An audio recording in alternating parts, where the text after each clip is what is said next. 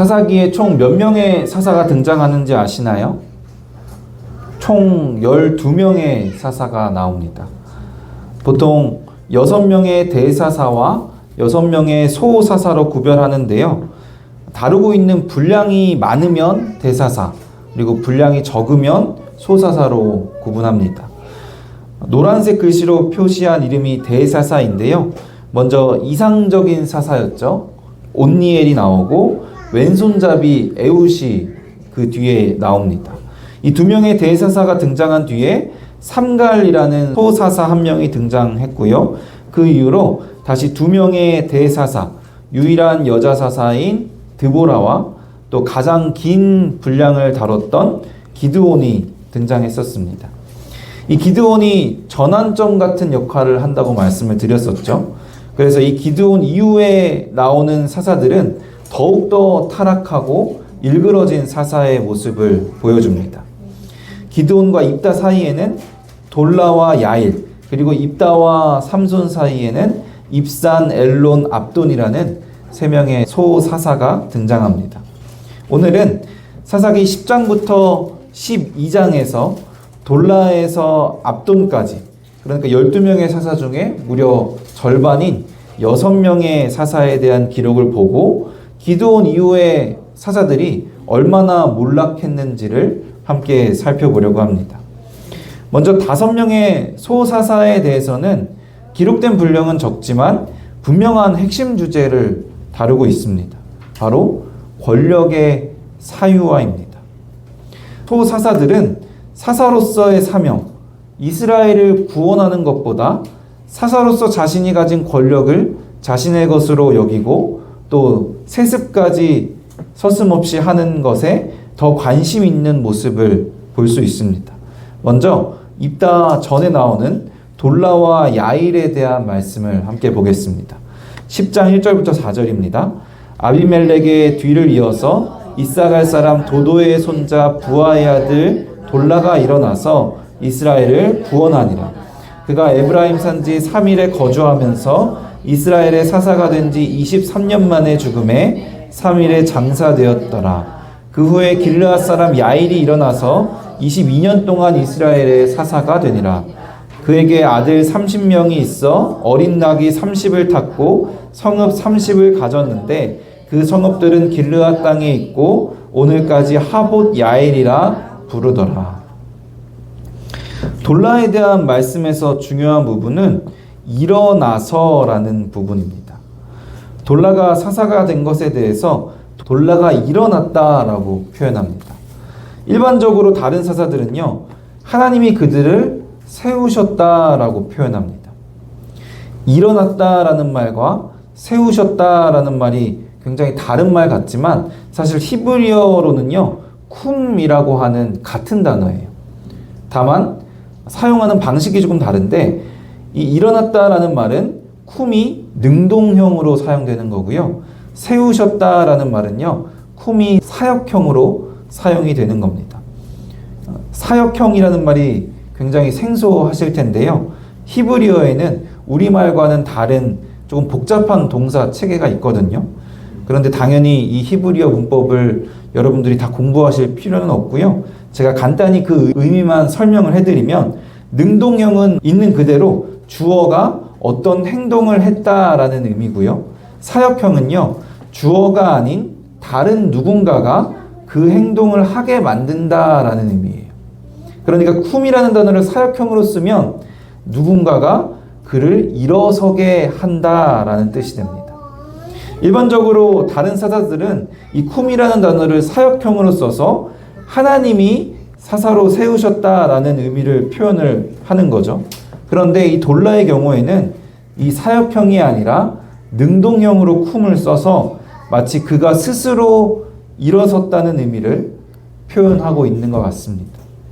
이어서 나오는 야일의 경우도 야일이 일어나서 이스라엘의 사사가 됩니다.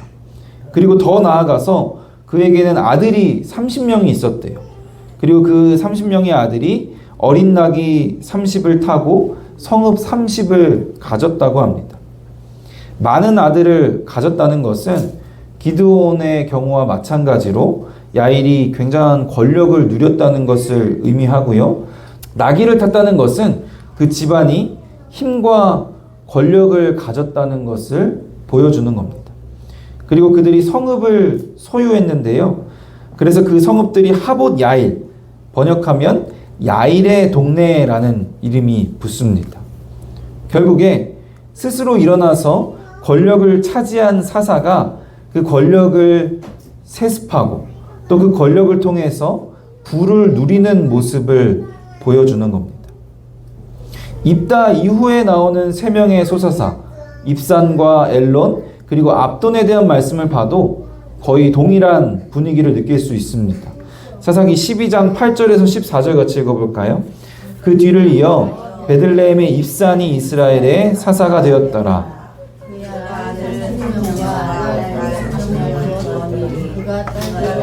밖으로 시집 보냈고 아들들을 위하여는 밖에서 여자 30명을 데려왔더라.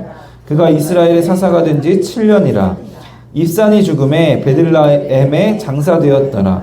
그 뒤를 이어 스불론 사람 엘론이 이스라엘의 사사가 되어 10년 동안 이스라엘을 다스렸더라.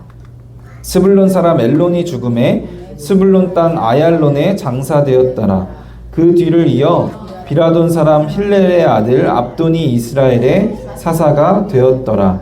그에게 아들 40명과 손자 30명이 있어 어린 낙이 70마리를 탔더라. 압돈이 이스라엘의 사사가 된 지 8년이라. 입산에 대한 말씀에서 아들 30명과 딸 30명의 이야기가 나오면서 사사의 권력을 개인적인 권력으로 사용했다는 것, 그리고 그 권력이 세습되었다는 것을 암시하고 있고요. 또 엘론에 대한 말씀에서는 엘론이 장사된 지명의 이름 아얄론이 권력의 사유화를 나타낸다고 볼 수 있습니다. 이 아얄론이 엘론이라는 이름과 자음이 똑같거든요. 그러니까 하봇 야일이라는 이름이 쓰였던 것처럼 비슷한 의미로 엘론의 이름을 딴 엘론의 성읍의 이름을 지은 것으로 추정할 수 있습니다. 마지막 소사사 압돈의 경우에는 이제 아들 40명뿐만이 아니라 손자 얘기까지 나와요. 손자 30명에 대한 언급도 나오면서 권력의 사유화 그리고 세습이 더 확대되고 있음을 보여줍니다. 이처럼 5명의 소사사에 대한 말씀을 보면 사사로서의 권력을 개인적으로 이용하고 세습하고 있는 모습을 볼 수 있는데요. 재미있는 것은요. 제일 앞에 나온 돌라를 제외하고는 이스라엘을 구원했다라는 말조차 없습니다. 또 그들이 이스라엘의 구원자로서 어떤 일을 한지도 전혀 언급이 없어요.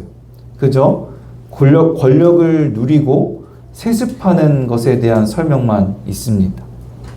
권력을 사유화하고 그 권력에 대한 유익을 자신들이 누리고 또 세습하는 데에만 관심을 갖고 정작 사사로서 해야 하는 일들에 대해서는 소홀했던 것으로 보입니다. 확실히 기드온 이후로 점점 사사들이 몰락하고 있음을 우리는 분명하게 볼 수 있습니다. 이런 배경에서 사사들의 권력의 사유화 그리고 세습에 대한 문제의식을 갖고 입다에 대한 말씀을 살펴봐야 합니다. 입다가 등장하게 되는 시대는요. 이스라엘의 죄악이 굉장히 심각한 상황이었습니다. 10장 13절과 14절을 보면요. 하나님께 부르짖는 이스라엘을 향해서 하나님께서 뭐라고 하시냐면 다시는 너희를 구원하지 않을 거라고 너희가 택한 신들에게 너희를 구원하게 해달라고 해라 라고 하실 정도로 이스라엘의 우상 숭배는 굉장히 심각한 수준이었습니다. 그래서 이번에는 암몬에 의해 압제를 받게 되는데 암몬 자손이 길르앗에 쳐들어와서 진을 치니까 하나님의 구원을 믿고 하나님이 보내주실 사사를 그들이 기다린 것이 아니라 나가서 싸울 만한 사람을 스스로 찾고 구하게 됩니다. 그렇게 구한 사람이 바로 입다인 거예요. 기드온의 경우에는 그래도 분명하게 하나님이 부르신, 하나님이 선택하신 사람이었는데 입다는 사람들이 불러서 세운 사사였습니다. 그렇다면 이 입다는 어떤 사람이었을까요? 본문 1절에서 3절 같이 읽어볼까요? 길르앗 사람 입다는 큰 용사였으니 기생이 길르앗에게서 낳은 아들이었고 길르앗의 아내도 그의 아들들을 낳았더라. 그 아내의 아들들이 자라매 딸을 쫓아내며 그에게 이르되 너는 다른 여인의 자식이니 우리 아버지의 집에서 기업을 잊지 못하리라 한지라.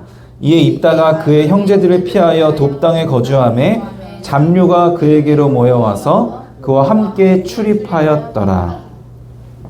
입다는 큰 용사였습니다. 분명히 군사적인 능력이 뛰어난 사람이었던 것 같아요.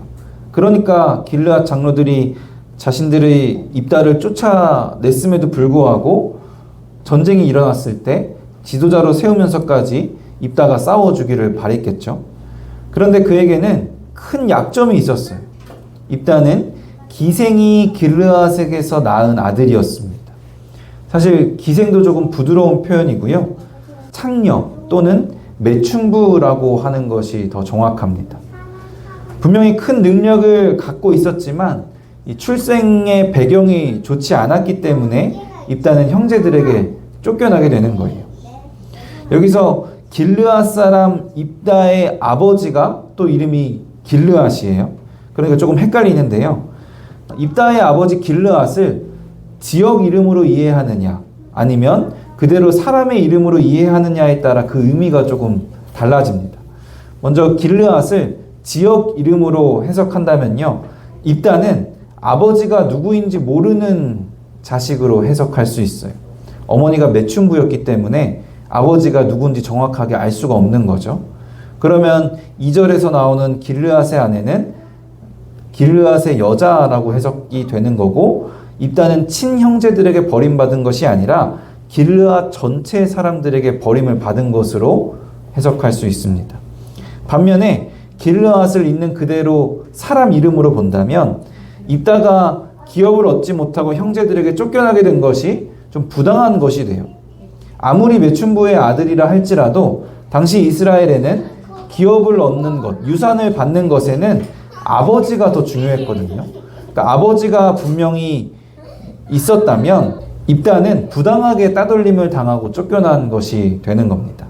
어떤 해석이 맞든지 분명히 입다의 출생 배경은 좋지가 않았고 그로 인해서 입다는 길르앗을 떠나서 살고 있었습니다. 그리고 잡류가 입다에게로 모여서 함께 생활을 하고 3절 마지막에는 그와 함께 출입하였더라라고 하는데 이 출입하였더라라는 말은요. 약탈을 했다는 의미로 볼 수 있다고 해요. 이처럼 입다는 분명히 뛰어난 무력을 가진 용사였지만 비천한 신분으로 인해서 자신의 고향에서 쫓겨나게 되고 이런저런 떠도는 사람들의 지도자가 돼서 거친 삶을 살아가고 있는 사람이었던 겁니다. 그래서 입다 하면 보통 굉장히 거친 사람의 이미지를 떠올리면서 힘이 센 사람, 큰 용사의 이미지를 먼저 떠올리는데요. 사실 성경에서의 입다의 행적을 보면요. 입다는 굉장한 협상력을 가진 지략가에 가까웠다고 볼 수 있습니다. 말을 얼마나 잘하는지 실제로 12명의 사사 중에서요. 하는 말이 제일 많이 기록된 사사가 바로 입다예요. 사사기 11장에는 입다가 이 뛰어난 언변을 통해서 3번 협상을 하는 모습이 나옵니다. 첫 번째 협상은 길르앗 장로들과의 협상입니다. 길르앗 장로들이 암몬 자손과의 전쟁을 앞두고 입다를 데려오고 싶어 하잖아요. 그래서 입다를 찾아가서 제안을 합니다.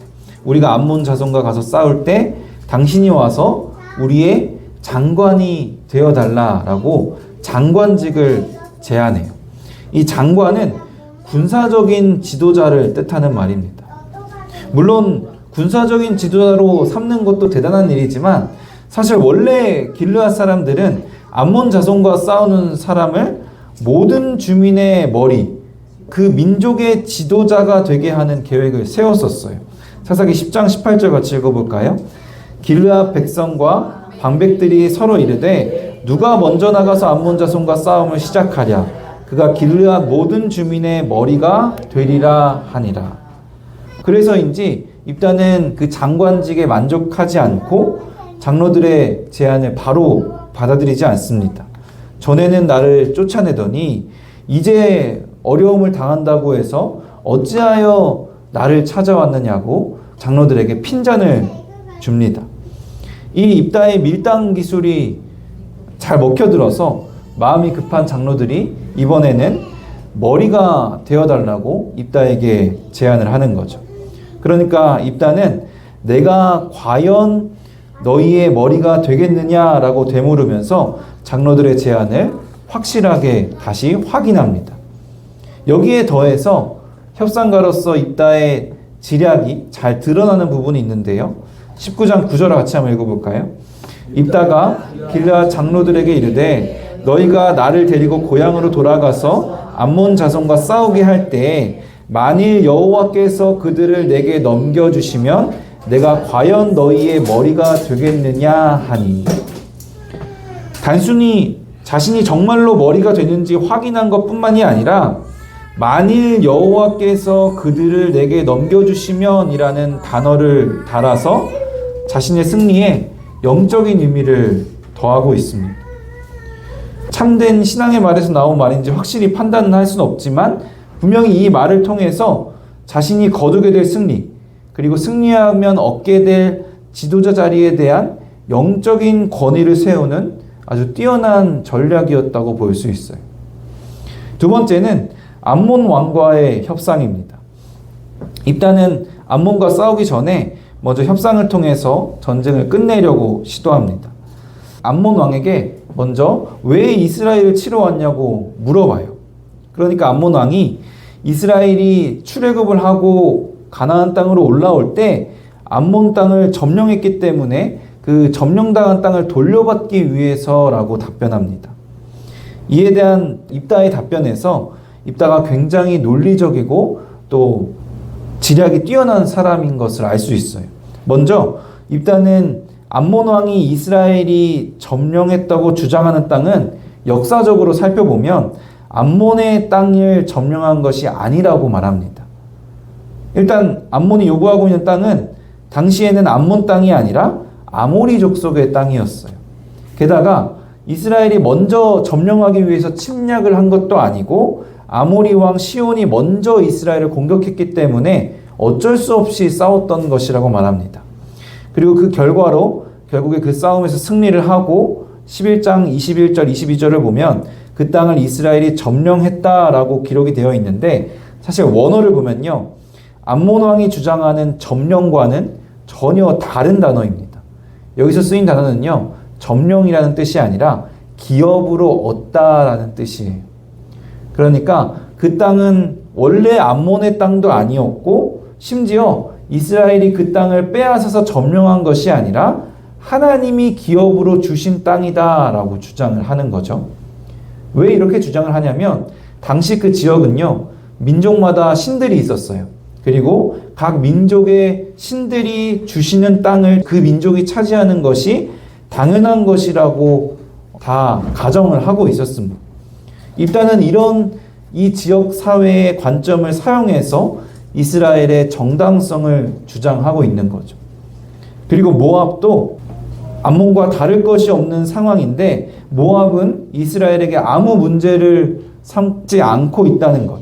그리고 이미 300년의 시간이 흘렀는데 그 300년 동안 암몬도 아무 문제 제기를 하지 않았었는데 왜 이제 와서 문제 제기를 하는 것이냐고 입다는 굉장히 논리적으로 암몬 왕의 주장에 대해서 반박을 합니다. 굉장히 논리적이고 설득력 있는 입다의 협상에도 불구하고 암몬 왕은 입다의 말을 듣지 않았지만 어쨌든 이 말들을 통해서 우리는 입다가 굉장한 협상가였다는 것을 알 수가 있습니다. 마지막 세 번째는 하나님과의 협상입니다. 두 차례 협상가로서 뛰어난 모습을 보여준 입다는요. 암몬 자손과의 싸움에 출전하면서 이제는 하나님과 협상을 시도합니다. 11장 30절 31절 같이 읽어볼까요? 그가 여호와께 서원하여 이르되 주께서 과연 암몬 자손들에게 넘겨주시면 내가 향한 그들에게서 평안이 돌아올 때에 누구든지 내 집 문에서 나와서 나를 영접하는 그는 여호와께 돌릴 것이니 내가 그를 번제물로 드리겠나이다 하니라. 11장 29절을 보면요, 입다에게 여호와의 영이 임해요. 그리고 모든 전쟁 준비가 끝납니다. 이제 나아가서 싸우면 되는데, 입다는 싸우기 전에 마치 하나님과 협상을 하듯이 하나님께 서원을 합니다. 암몬 자손을 넘겨주시면, 내가 이기게 해주시면 누구든지 집에서 나오는 것을 여호와께 번제로 드리겠다고. 하나님께 큰 것을 내가 요구하는 만큼 나도 나의 큰 것을 드리겠다고, 큰 것을 걸겠다고 협상을 하고 있습니다. 좋게 표현해서 협상이지 하나님과 흥정을 하고 있다고 볼 수 있어요. 당시 사람을 제물로 드리는 인신제사가 실제로 있었다고 해요. 그런데 이 인신제사는 이방 종교에서 신을 매수하는 방법이었습니다. 사람이 큰 선물, 큰 희생을 통해서 신을 감동시키는 것. 그래서 그렇게 신을 매수해서 신을 통해 자신이 원하는 것을 얻어내려는 것이 바로 인신제사의 의도였던 겁니다. 마찬가지로 입다도 자신의 승리를 확실하게 보장하기 위해서 하나님을 매수해서 승리를 얻어내려고 하는, 승리를 보장하려고 하는 그런 시도였던 겁니다. 이 협상의 결과로 어떻게 되죠? 입다는 자신의 무남 동료를 제물로 바치게 됩니다. 이에 대해 입다가 굉장히 크게 괴로워하는데요. 유일한 자식을 잃는 슬픔 때문도 있겠지만 다른 의미도 있어요. 입다 앞뒤에 5명의 소사사에 대한 이야기를 나눴잖아요. 그 소사사들의 이야기를 보면 무엇이 핵심 주제였죠? 권력의 사유화, 그리고 세습에 대한 내용이 나오잖아요. 그러니까 이 입다도 그런 욕심이 분명히 있었을 거예요. 자신의 뛰어난 능력과 업적으로 이루어낸 그 권력을 사유화하고 그것을 누리고 그 부를 세습하려고 했겠지만 이제 아예 자식이 없어져 버린 거예요. 그러니까 그 입다의 가문 자체가 망해버린 겁니다. 사랑하는 딸도 잃고 자신의 가문이 없어지게 되었기 때문에 권력도 재물도 남길 수 없게 된 상황. 조금 과장하면 하나님과 협상을 하다가 입다는 모든 것을 잃었다고 할 수 있습니다. 협상으로 흥한 사람이었잖아요. 물론 무력이라는 굉장히 뛰어난 능력도 있었지만 협상을 통해서 자신의 것을 얻어가고 자신의 권력을 세워가던 이 입다는 하나님과의 잘못된 협상을 통해서 모든 것을 잃어버리게 됩니다. 그리고 그 뒤에는요, 에브라임 사람들과의 일이 나오는데요. 에브라임 사람들이 입다에게 왜 자신들의 싸움에 부르지 않았냐고 항의를 해요. 에브라임 사람들이 기드온 때도 그러거든요. 기드온에게도 왜 우리를 싸울 때 안 불렀냐라고 시비를 거는데 동일한 이유로 이 입다에게 시비를 걸고 있습니다. 기드온은 이 에브라임의 시비를 어떻게 해결했냐면 말로 잘 구슬려서 문제를 해결했어요. 말로 충분히 해결할 수 있는 문제라는 거죠. 그런데 뛰어난 협상가 입다는 어떻게 했을까요? 뛰어난 협상의 능력이 있었다면 에브라임을 잘 타이르고 구슬려서 문제를 해결할 수 있었을 텐데 오히려 이 협상가 입다는 전혀 협상을 하지 않습니다. 그리고 바로 에브라임을 공격해서 무려 4만 2천 명을 학살합니다. 이스라엘을 구원하기 위해 세워진 이스라엘의 사사가 이스라엘의 한 지파를 무참히 학살하는 일을 벌이게 된 겁니다. 소사사들은 권력의 사유화가 문제였다면 입다의 경우에는 은사의 사유화가 문제라는 생각이 듭니다. 분명히 입다에게는 뛰어난 능력이 있었죠. 큰 용사였고요. 그리고 아주 유능한 지략이 있는 협상가였어요. 그러나 하나님이 주신 그 능력을, 그 은사를 자신의 것으로 여기고 자신의 유익을 위해서만 사용하려고 했습니다. 그래서 하나님 앞에서 자신의 능력을 자랑하며 하나님과 흥정하려고 했죠. 그리고 은사를 사용하고 또 사용하지 않아야 될 때를 분별하지 못하고 결국에는 자신이 모든 것을 잃어버리게 되고 또 사사로서의 역할도 제대로 감당하지 못하는 모습을 보여주게 되는 겁니다. 사랑하는 성도 여러분, 오늘은 6명의 사사들, 5명의 소사사와 그리고 입다의 모습을 통해서 권력의 사유와 그리고 은사의 사유와의 모습을 살펴봤습니다. 권력을 나의 것으로 여기고 권력에 따른 유익들도 내 것이라고 여겨서 그것을 누리는 데 집중하면요, 소사사들이 그랬던 것처럼 계속해서 타락하는 모습, 특히 하나님이 맡기신 사명은 잊어버리고 뒷전이 되는 모습이 나타나게 됩니다. 그 권력과 유익들이 사사처럼 대단한 것이 아니더라도 아주 작은, 아주 사소해 보이는 권력과 유익이라 할지라도 그것들을 하나님의 것이 아니라 내 것이라고 여길 때, 그것을 내가 누리려고 할 때 우리를 넘어뜨릴 수 있는 굉장한 힘이 생기게 됩니다.